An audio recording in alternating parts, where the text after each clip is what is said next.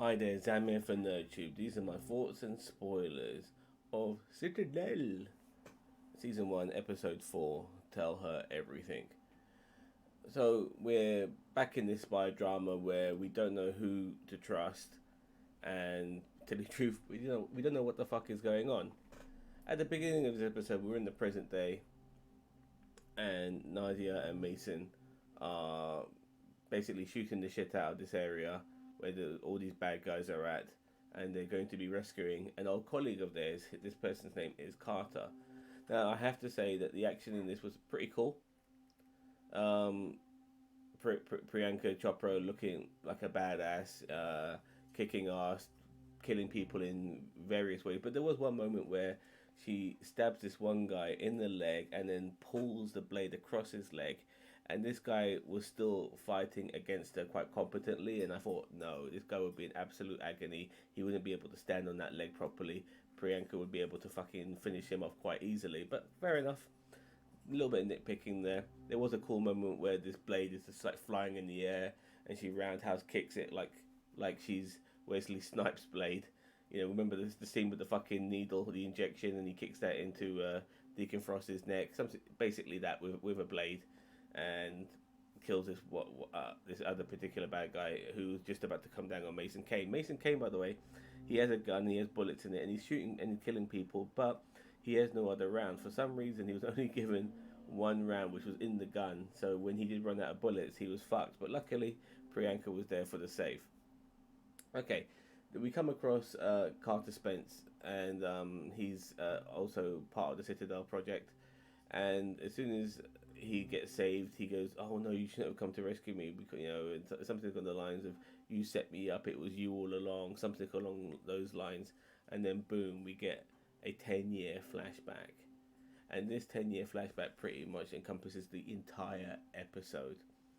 So, Abby Conroy, who is the person playing Mason Kane's wife in this show, initially we just thought that she was just a regular woman who happened to be married to Mason Kane, but no, she is also a spy. Whether she remembers who she is or not is another thing. Probably not by the way this episode panned out, but still, she's been brought into the fold in this 10-year flashback by Citadel to go undercover to basically become the girlfriend partner of Anders. Let me make sure I got this name correctly. Silji. Now he's one of those two hipster twins, and he's the brain of the outfits. Apparently, the other brother is the brawn. So I don't know when we're watching these twins if they're both capable fighters or not. We're only seeing the one who happens to be the fighter. It's hard to say, but still, Abby, she goes undercover. She's in Amsterdam. She meets Anders, starts flirting with him immediately, and they become an item quite quickly. Now, we also at the same time we see Mason talking to Abby about what she has to do to be a spy. That you have to convince yourself with the lie. You have to believe the bullshit that's coming out of your mouth. You have to become this person. And we see obviously Abby doing all of these things to get Anders to trust her, and at the same time finding opportunities to find out what he's doing. But apparently he's creating some sort of weapon, bioweapon, bomb, fucking nuke. Who fucking knows? I forgot the name of it. It's called the Consor or some shit like that. It's just so forgettable. But nevertheless, she's trying to find information on this without giving up who she truly is. But at one particular point, when she does steal this particular item that Anders is creating, Anders' brother, his twin brother, sees this, and they have a little fight. Apparently, she might have stolen it because Abby has a twin brother of her own who is in debt, and she might be doing it to sell this particular item off so she can get her brother out of debt because she owes her brother one or some bullshit like that. Not important, by the way. But during the course of the scuffle between Abby and Anders' brother, the building that they're in blows up. She uses that as an distraction to basically take out this huge henchman, and she runs off. But then when Citadel get back, confront her, they want to know whose side is she truly on. Is she Did she steal this bioweapon for herself? Did she try to sell it on the black market? You know, is she trying to help her brother? Yada yada. Nobody knows what's going on. At the same time, there is Nadia. She might be a spy herself, working for the other side, a mole, so to speak. And apparently, Mason Kane could be distracting Citadel from the true mole, which is Nadia, because he loves Nadia and is making everyone focus on Abby, and so much so that because Abby's in now a lot of danger because she's been outed as a spy herself, that Anders might want to try to kill her, so they put her in this witness protection program where she'll lose her memories and stuff like that and be a totally different person. They'll change her fingertips here and there so that her fingertips won't match her old fingertips, and so it'll be very difficult for bad guys to trace who she is. And after all of that, you know, and with the revelation of possibly Nadia being the actual spy, because she could be, because the way this show's been going on, she might be the actual spy. We then cut back to the present day, which was at the very beginning of this episode, and Carter Spence basically says to Mason, you know, you're not the mole, or you know, you're not the person I should be worried about. It's her. It's Nadia.